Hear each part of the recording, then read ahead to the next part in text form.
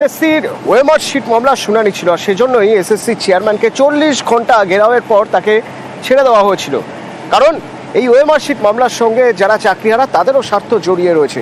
তো সেই মামলার শুনানিতে আজ দেখা গেল, আজকের শুনানির পরে এটুকু বলা যায় যে অন্তত 28 এপ্রিল পরবর্তী শুনানির দিন পর্যন্ত এসএসসি কিছুটা হলেও স্বস্তিতে।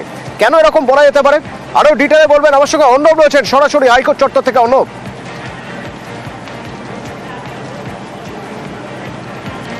দেখো, কলকাতা হাইকোর্টে রাজ্যের শিক্ষা সচিবের বিরুদ্ধে আদালত অবমাননার মামলা হয়েছিল, এসএসসির বিরুদ্ধে এই মামলা হয়েছিল এবং সেই মামলার মূল নির্যাস ছিল যে কলকাতা হাইকোর্টের রায় প্রায় সবটাই সুপ্রিম কোর্ট মেনেছে, মান্যতা দিয়েছে। কাজেই এই ক্ষেত্রে কলকাতা হাইকোর্টের যে রায়গুলি, অর্থাৎ সিবিআই উদ্ধার করা 3টে হার্ড ডিস্কে প্রায় 22 লক্ষ ওএমআর, তা প্রকাশ করতে হবে এবং সেক্ষেত্রে হাইকোর্টের ডেডলাইন ছিল অবিলম্বে, ফোর্থউইথ অবিলম্বে প্রকাশ করতে হবে। সেক্ষেত্রে এখনো পর্যন্ত সুপ্রিম কোর্টের রায় 3 এপ্রিল হওয়ার পরও হয়নি এবং এক্ষেত্রে এসএসসির অবস্থান জানতে চেয়েছিল কলকাতা হাইকোর্টের বিচারপতি দেবাংশু বসাক এবং বিচারপতি সাব্বার রশিদি ডিভিশন বেঞ্চ। এই মামলাটি হঠাৎ একটি ইউ টার্ন এলো এবং সেখানে আপাতত 28 এপ্রিল পর্যন্ত এসএসসির উপরই পুরো বিষয়টা গেল, অর্থাৎ এই কোনো বাধ্যবাধকতা রইল না 22 লাখ ওএমআর এখনই প্রকাশ করতে হবে। এসএসসি চাইলে তারা করতে পারে, পুরোটাই তাদের স্বেচ্ছাধীন হয়ে গেল, অর্থাৎ এসএসসির উপর নির্ভরশীল হয়ে পড়ল। তবে আদালতের কোনো এই মামলার প্রেক্ষিতে কোনো নির্দেশ জারি করার মতো জায়গা রইল না। একটা আইনি প্রশ্ন ঝুলে থাকার কারণে পুরো বিষয়টা প্রলম্বিত হলো আগামী 28 এপ্রিল এই মামলা শুনানি। এসএসসি চাইলে তারা করতে পারে, তবে হাইকোর্ট থেকে কোনো নির্দেশ এলো না, সেই জায়গা থেকে সাময়িক একটা স্বস্তি এসএসসির জন্য। একই সঙ্গে যারা চিহ্নিত অযোগ্য তাদের বেতন ফেরত দেওয়ার প্রক্রিয়া কি নেওয়া হয়েছে, রাজ্যের শিক্ষা দপ্তর বা মধ্যশিক্ষা পর্ষদ কি পদক্ষেপ করেছে, এই বিষয়ে রাজ্যের তরফে শিক্ষা দপ্তরের তরফ থেকে জানিয়ে দেওয়া হয়েছে যে তারা এই মামলাটা আদালত গ্রাহ্য নয় বলছেন।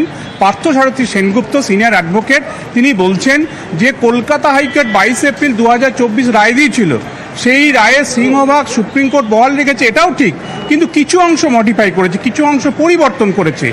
3 এপ্রিল 2025 সুপ্রিম কোর্টে প্রধান বিচারপতি সঞ্জীব খান্নার রায় আসার পর এই মুহূর্তে এসএসসির 26,000 চাকরি বাতিল মামলার যে আদেশ বা রায়, সেটা সুপ্রিম কোর্টের আদেশ।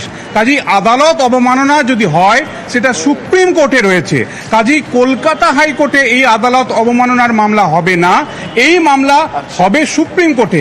কাজেই এই আইনি যুক্তিতে এখন কলকাতা হাইকোর্টে বিচারপতি বসাকের বেঞ্চ এই মামলা শুনতে পারে কিনা, কোনো নির্দেশ দিতে পারে কিনা, সেই আইনি প্রশ্নই ঝুলে গেল। একটা খুব উল্লেখযোগ্য বিষয়, এসএসসির তরফে সিনিয়র অ্যাডভোকেট সপ্তাংশু বাসু তিনিও জানালেন এই প্রশ্নগুলো, যে কলকাতা হাইকোর্ট রায় দিয়েছে, যেমন কলকাতা হাইকোর্টের রায় ছিল রাজ্যের মন্ত্রিসভা ক্যাবিনেট তাদেরকেও প্রয়োজনে সিবিআই গ্রেপ্তার করে জিজ্ঞাসাবাদ করবে, সেই অংশটা নেই, সেই অংশটা খারিজ করে দিয়েছে সুপ্রিম কোর্ট। একই রকমভাবে ইন সার্ভিস যারা টিচার তাদের ক্ষেত্রে চাকরি পুরনো জায়গা ফিরিয়ে দিয়েছে সুপ্রিম কোর্ট, সেটাকে মডিফাই করা হয়েছে।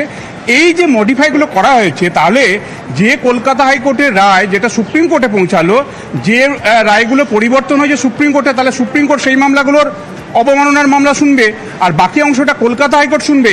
এইরকম কোনো একেবারে খোলাখুলি কোনো এরকম সূত্র নেই, কারণ সুপ্রিম কোর্টের আদেশ 3 এপ্রিলের পর থেকে যেহেতু মডিফিকেশন হয়েছে, এসএলপি যারা মামলা করেছিলেন এক্ষেত্রে ইন সার্ভিস টিচার হতে পারে বা অন্যান্য হতে পারে, কোনো জায়গাতে কিন্তু এসএলপি বাতিল করার নির্দেশ সুপ্রিম কোর্ট দেয়নি। কাজেই সুপ্রিম কোর্টের আদেশ এই মুহূর্তে, সুপ্রিম কোর্টের আদেশের অবমাননার মামলা সেটা সুপ্রিম কোর্টেই হতে পারে, হাইকোর্টে নয়। এই আইনি প্রশ্নেই ঝুলে গেল বিষয়টি এবং আগামী 28 এপ্রিল এক্ষেত্রে মূল মামলাকারী আইনজীবী হিসেবে সিনিয়র অ্যাডভোকেট বিকাশ রঞ্জন ভট্টাচার্য তিনি দাঁড়িয়েছিলেন। আমাদের এই 28 এপ্রিল পর্যন্ত অপেক্ষা করতে হবে, এর পরবর্তী কি হয় তার জন্য অর্ণবকে ধন্যবাদ জানাবো।